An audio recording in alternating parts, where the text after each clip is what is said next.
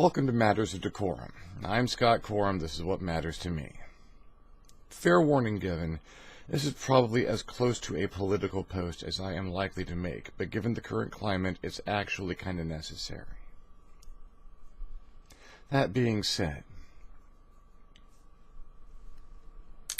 what if I could give you a drug? It's not just any drug. It's all natural, organic, and it doesn't immediately produce euphoria. No. It has other immediate, wonderful effects. It increases your heart rate to get more blood to your tissues. Increases the glucose levels in your blood, so you have more energy, particularly in your brain. Not for thinking. We'll get there. It dilates the pupils, allowing more light into the eyes, gives you the full measure of your visual acuity. But wait, there's more. It floods your brain, not just with glucose, but it uses that glucose to make endorphins.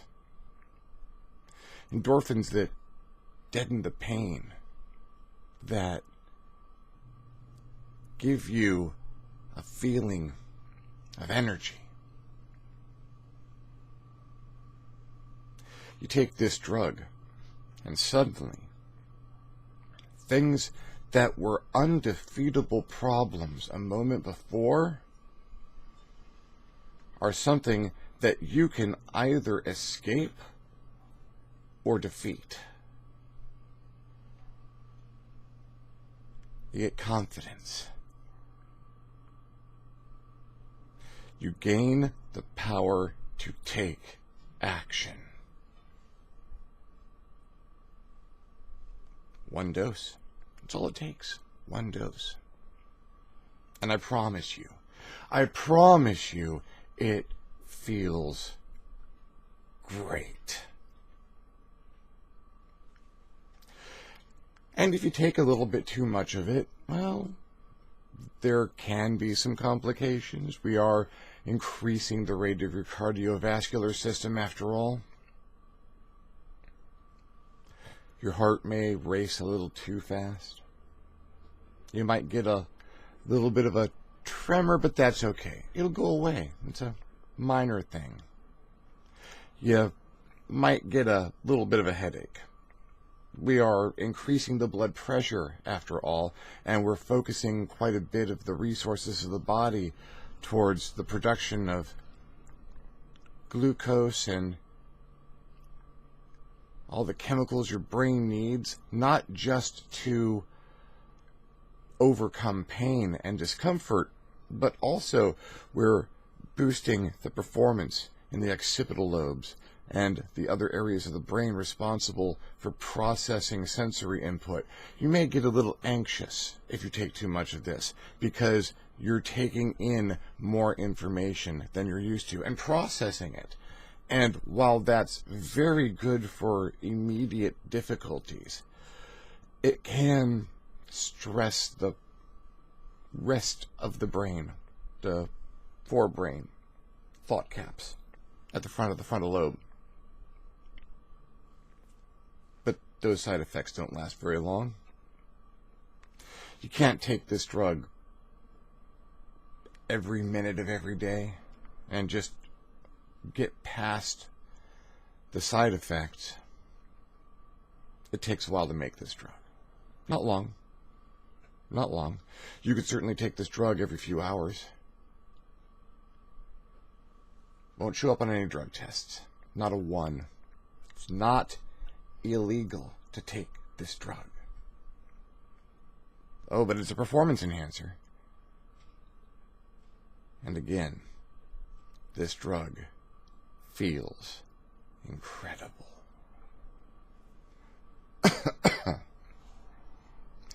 Those of you who are very astute will understand that the drug I am talking about is adrenaline. We make it ourselves. Little glands on top of our kidneys. There's a section in the middle of our brains, the hippocampus. And right there at the front of that, the base of everything, the core of our operating system, is a little mechanism for fight or flight. When we perceive that we are in danger, that there is a threat, that section of the brain gets stimulated and sends a signal straight down the spinal cord to the adrenal glands. A lot of other things are happening at the same time. The sympathetic nervous system kicks into full drive. Neuroreceptors and adrenaline, the glands kick up, and you get this.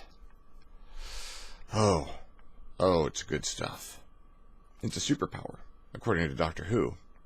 He's right.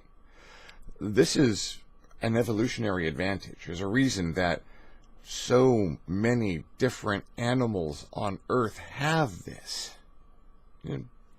It's buried deep in the lizard brain. Fish have this. Insects have this. We are in danger. We need a quick, short improvement in our performance, a boost, as it were, to get past the danger, either by escaping from that danger or attacking that danger. You get a little bit stronger. We are our own micro version of the Incredible Hulk. People get mad, people get strong. And yeah, because our brains are flooded with neuroreceptors that lock to the centers of our brain responsible for processing pain, our K receptors. Shut them down a little bit so that we can perform past where it is generally good for our frames to perform.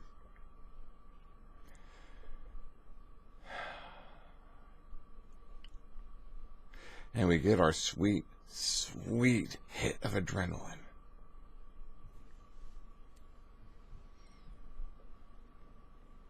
Pain goes away. And we have a surge of, we can do this. We can overcome this. We're going to survive. And if that means running away, that means running away. And if it means going through the other guy to do it, oh, the other guy's not doing it. The other guy's got some of this too. But the other guy's not going to realize he's in danger until this kicks in.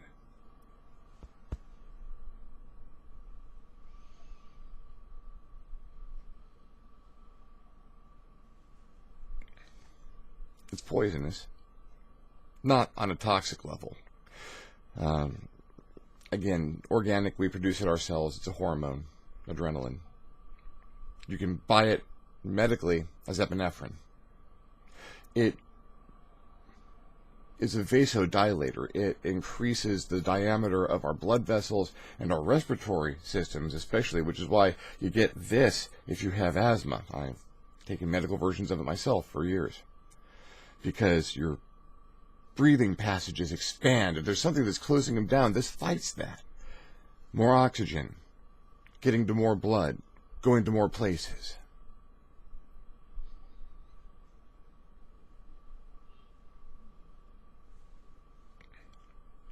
And as a society, we like it.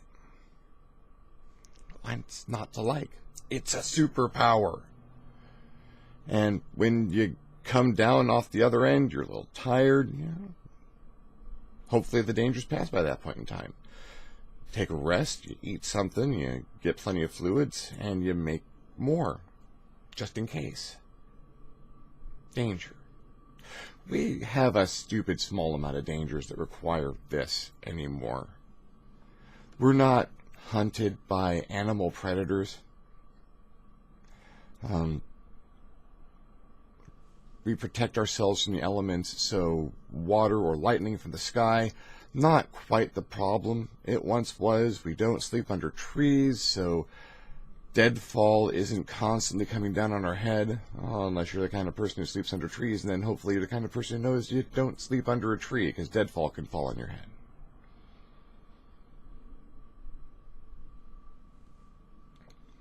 A lot of the situations that we evolved this to help us get past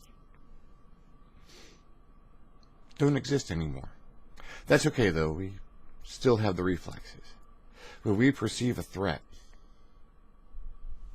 we get our hit. Energy.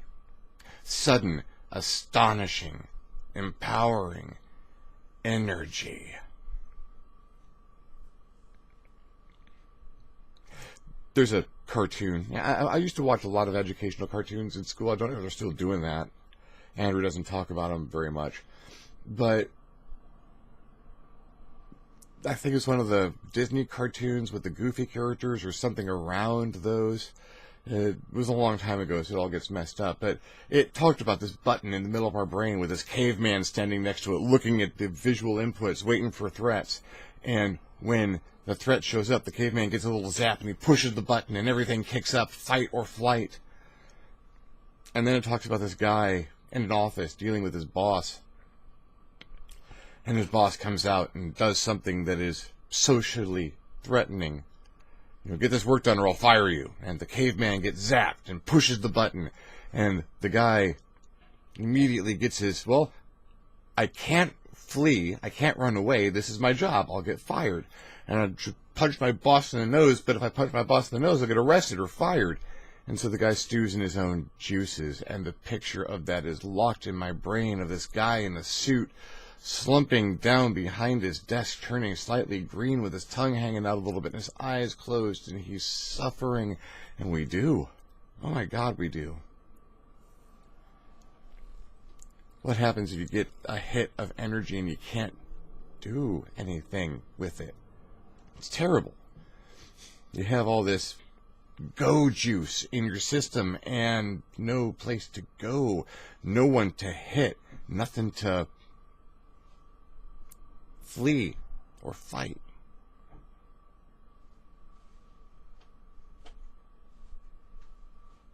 Fast forward to 2016. We've just ended the most divisive presidential electoral campaign in history since the last most divisive electoral campaign in history, which was the previous one, which was the most divisive electoral campaign in history since the one before that. They keep ramping it up. And this last one hurt. I don't care what side you're on, honestly. For the remainder of this video, I am not talking about either side. I'm talking about both of them. I'm talking about the fact that we weren't given a great set of choices. Both sides used precisely the same strategy.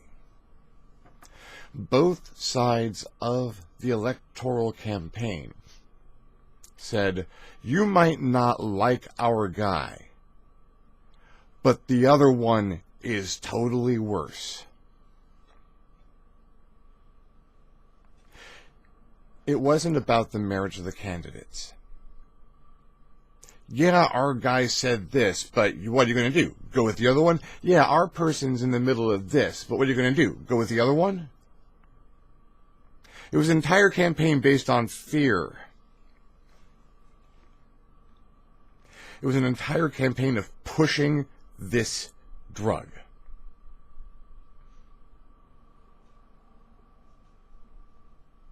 It's a good drug. Makes you feel good. And the more you buy in, the more of this you get. Heck, in this campaign, the option of not taking an option, almost a double dose. Well, I can't go with him, and I can't go with her, so what am I going to do? Threat. Perceived threat. Every bit as real in our society, in our modern lives, as the cougar chasing us down on the plane, or a storm coming over the head and things bursting into fire around us. It's all coming down. What are you going to do? Get strong. Increase our visual acuity. Breathe deeper. Blood pumps harder. Take it more than once every few hours. Take it every time you log on to social media. Turn on the news. Have a conversation with a friend. And whether you agree or disagree, there's always something there to get mad at. There's always the other.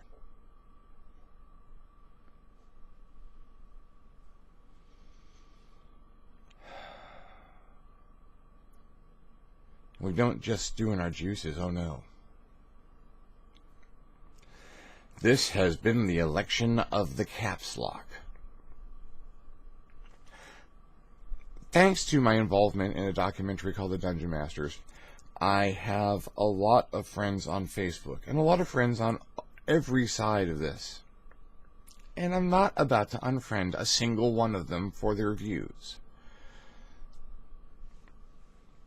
These are people.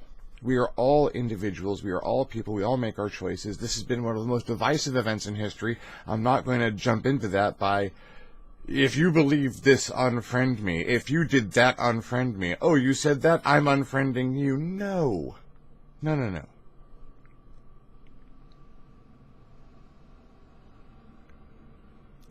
That's not constructive. That's even more divisive, and there's no point. All I will do is increase the size and density of the echo chamber in which the things that I want to hear come back at me, and not opposing opinions. And the more you're in that echo chamber, the more you are in a system where you only hear the opinions that you agree with, the more of this you get. It's awesome. Because you get in your echo chamber, I hate this guy, I hate this guy, I hate her, oh, I hate her too. She's done this, yeah, and she's done this, and oh, yes, she's done this, and oh my God, she's done this, and no one disagrees with you, and you work yourself up, and then you peek outside for a little bit. You know, she actually didn't do that. Oh, yes, she did. I've got 95 people in here telling me that, yes, she did. You can't tell me she didn't. Well, yeah, but I've got a whole bunch of sources. Ah! Give me this.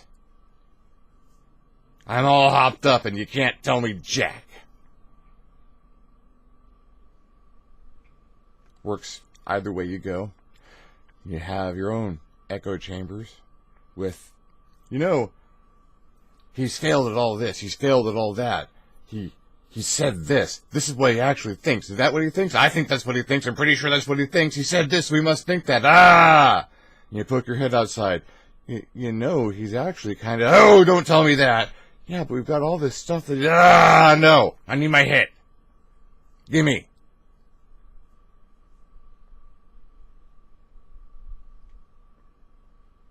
Or you're in that little chamber of, well, I can't trust that one, and I can't trust that one, so I better not... Man, the system's doing this, the system's doing that. Yeah, the system's doing this. Is the system like this? Yeah. Well, when did this happen? Well, then that was probably a result of this. Oh, my God, that's terrible. That's...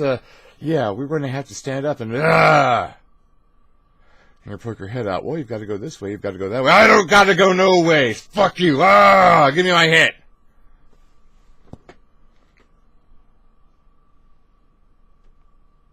The election's over. This is still on the street. Oh, man. Even more so now. My Facebook feed is full of people typing in caps locks.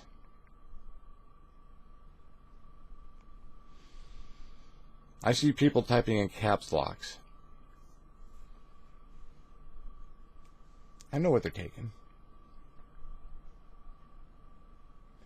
I see name calling, vitriol. I know what those people are on.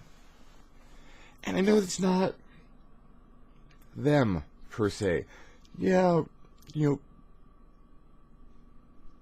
cocaine is a great drug in many ways, in that it magnifies the self as a stimulant, just gives you a boost, way more than this stuff does. Bill Cosby, in his one-man show Himself, which, regardless of what you think of the man, you got to watch it because it's just brilliant comedy and great observations on fatherhood. Talks about cocaine and someone telling him cocaine magnifies your personality, and his response being, well, yes, but what if you're an asshole? This does the same thing. This magnifies what you have on the inside.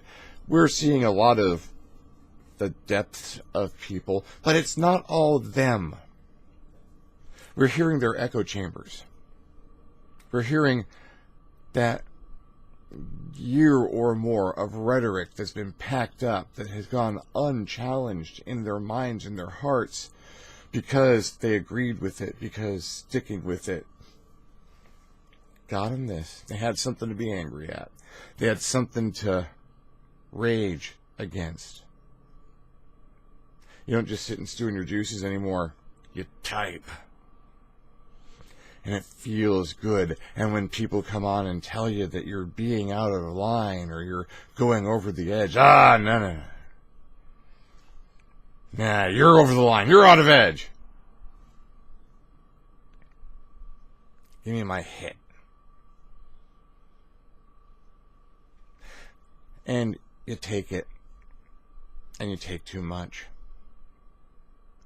Anxiety is one of the side effects of overdosing on epinephrine or adrenaline. Nervousness. Fear.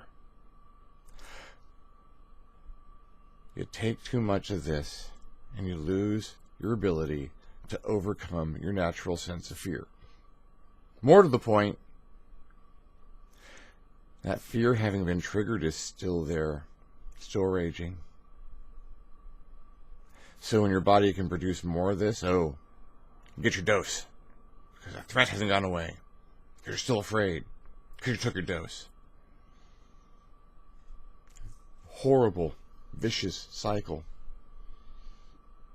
And we're stuck in it. We're in it right now. You see people reacting on one side out of genuine, actual fear. And that makes the other people on the other side angry. And they react out of a perceived threat, but a genuinely perceived threat. We may be magnifying the size of this threat in our mind, but it's a genuine threat. And that response to people's genuine response to a genuine threat, being a genuine threat, is take another dose. Stephen Colbert said it very well in his analysis of the electoral process. We all drank the poison. We all drank a little bit of the poison and felt good. And we just kept taking it, and we took too much. It doesn't poison our bodies, but it does poison our society. It doesn't break down our biosystems, but it breaks down our communication and our ability to deal with one another. I am not saying, pardon me, dry.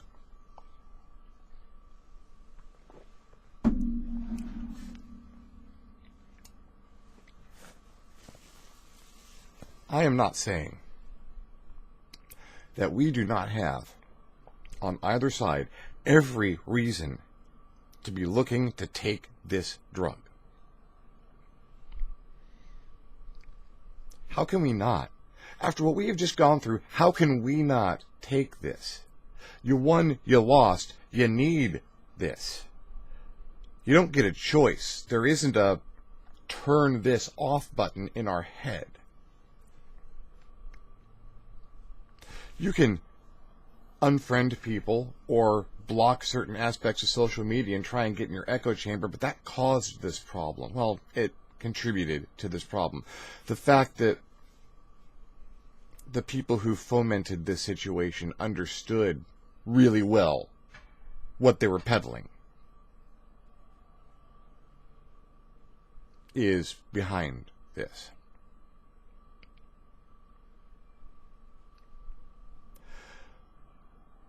So what do I propose?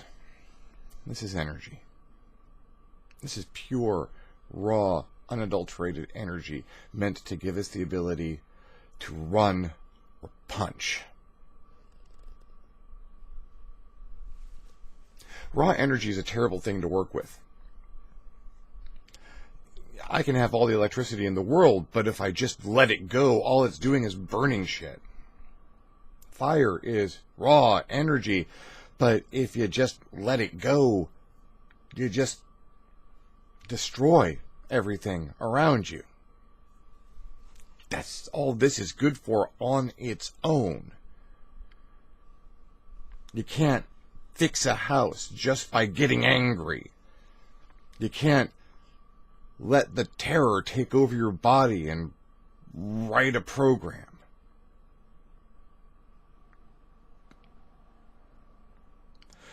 You have to make this do what you want it to do. And it doesn't feel as good. Because it wants to run free. It wants to run out. It wants to run. Chase. Kill. Destroy. And when you make it do lesser things, it doesn't feel as good. But you do.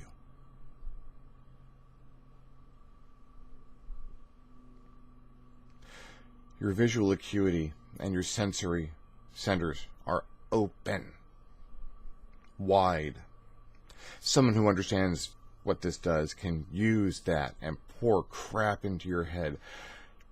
You're less capable of evaluating things, but not incapable of evaluating things. And if you burn this energy to slow down and look and read, not just the things that agree with you. Look at the things that disagree with you. There are rules for determining whether a piece of information is worth being evaluated as true. We do have facts in this world, and we really need to be looking at those. On both sides. I'm not talking about any individual statement. I'm talking about what's being put in front of us as a whole. Cite your sources. You want to make a statement, that's awesome. That's incredible. I am all for the exchange of information. You want to say something, I want to hear it.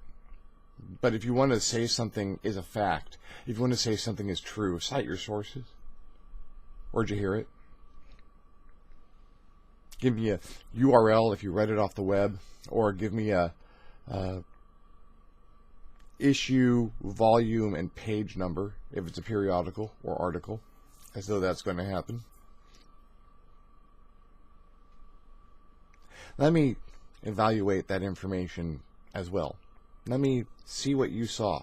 Let me see what you saw. And say that's a fairly reliable site. I can take that as something fairly true. These people said things, but they backed it up with links to other information from perhaps more or just as reliable sites. If I follow this rabbit hole, yeah, that works. If it leads to actual data and I can see the methodology by which the data was taken and evaluate that as, well, that's a good method. That data seems sound. Their analysis looks correct, sure. I studied statistics. I've been a statistician before. It's hard to write a decent dice system if you don't have an understanding of statistics. I understand a bit of methodology. I can evaluate that.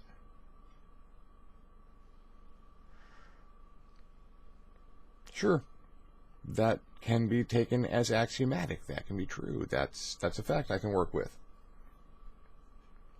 Some guy said is not a source. This website that only ever publishes things that are skewed to one side is not a source. This thing that talks about it but doesn't talk about where it gets any of its conclusions from, or any of its information upon which it draws its conclusion, it's not a viable source. Some guy, that's just another version of some guy said, or some guy wrote. Just because it shows up on the internet does not mean it is true. The media, the journalism has failed us massively because it's supposed to ask questions. It's supposed to do this evaluation. And we got used to that happening. We got used to journalistic sources being scholarly work and done correctly. And so when they put stuff up, we said, yeah, that works. And if it agreed with us, oh yeah. Oh, I'm liking and sharing that. Gives me one of these. Yeah.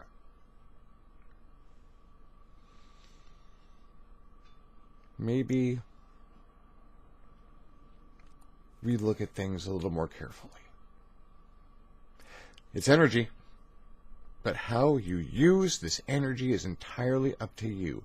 If it is ranting and it is raving, if it is trying to feed this to other people, you've got a problem.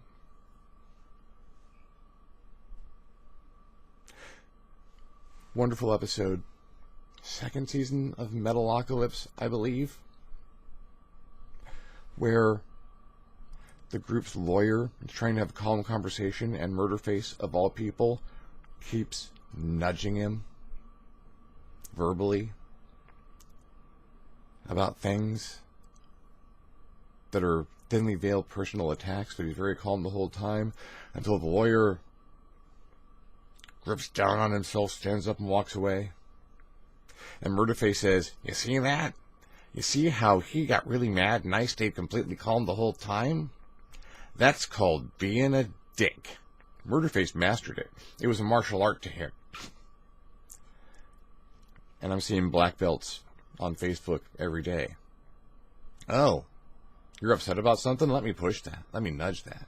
Let me see if I can make you even angrier. Let me call you a name or cite a source just so I can piss you off. They're proud of it. Look, I can give people this. And that's called being a dick. And if you try and pretend you're being anything other than a dick, you need to go back to source and realize that, no, that's the definition of being a dick. When Will Wheaton says, don't be a dick, that's the opposite of what you're doing.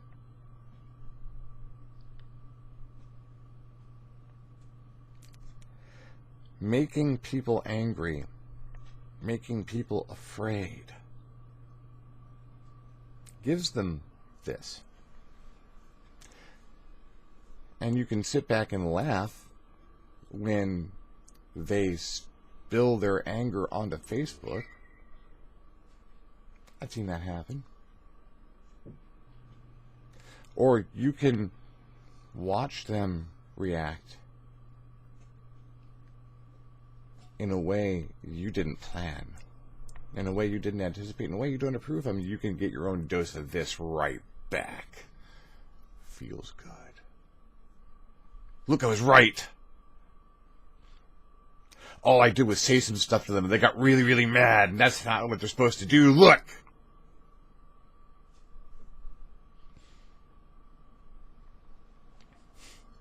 We are animals.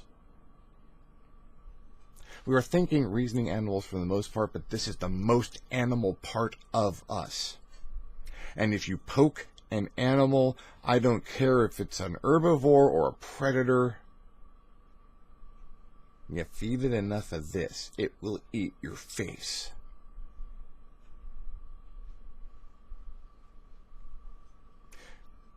And to pretend that it is an injustice at that point that your face has been eaten off is an act of cowardice.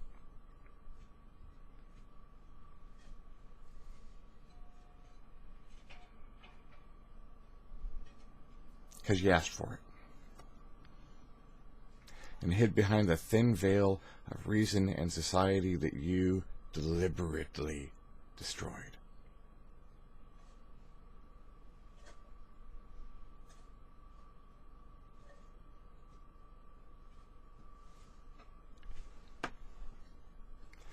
we need to evaluate our facts, folks.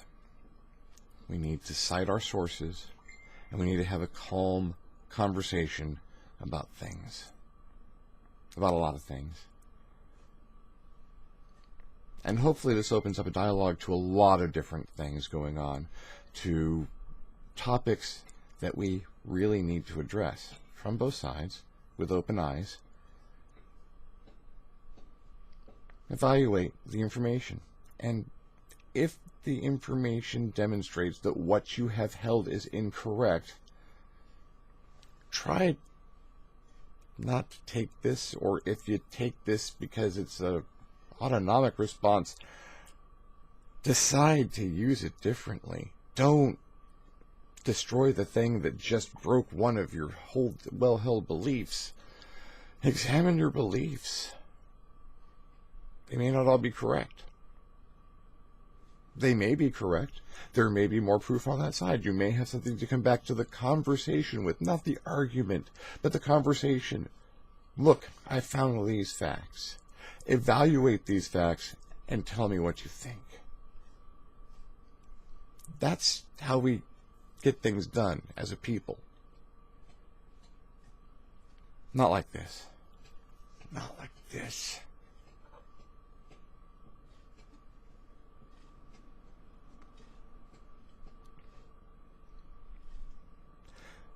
We have been letting this tell us what to do. And this doesn't know.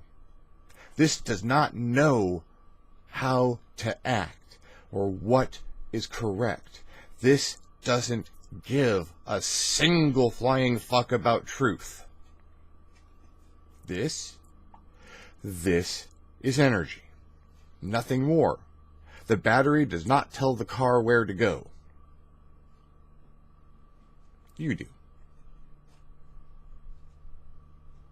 You can take this and tell it what to do.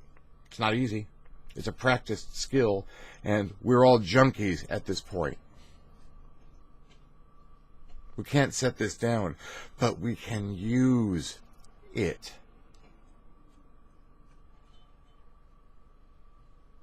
Cite your sources. Evaluate things fairly. Try and keep your own personal bias out of the analysis, but let it guide further analysis given the facts.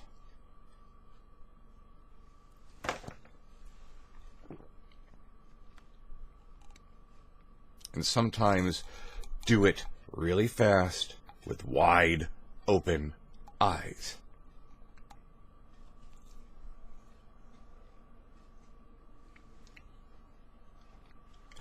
Thank you for following me on this little rant. I hope it is thought-provoking at the very least, or, watching me carry a test tube of Mountain Dew for half an hour was entertaining. In the meantime, if you enjoyed the video or it reached you, give me a like. If you disagree with this point of view, give me a dislike. Feedback is feedback. Comments are always welcome. Let me know what you think. Let me know what you think about the process we've gone through. Try not to poke one side or the other, because that's not constructive. Yes, sides deserve some poking, but not here, not now, not with this conversation. Let's talk about how to keep this reasonable, civil, understandable, approachable, solvable. If you'd like to see my videos as soon as they come out, be alerted when they happen, give me a little bit of extra reach throughout Facebook and maybe a little bit of influence, subscribe. I enjoy getting subscriptions. That's a wonderful number to see jump up every so often. If you really dug this video and like to see more stuff happen in my videos, got some interesting stuff. I might have a mad German scientist making lightsabers, just saying. Subscribe and visit my Patreon page at www.patreon.com/DeCorum. Consider contributing at some level. Everything helps. In the meantime, thanks for watching. Stay safe out there. I'm Scott Corum. This is what has mattered to me. And I'll see you next time on the next Matters of DeCorum.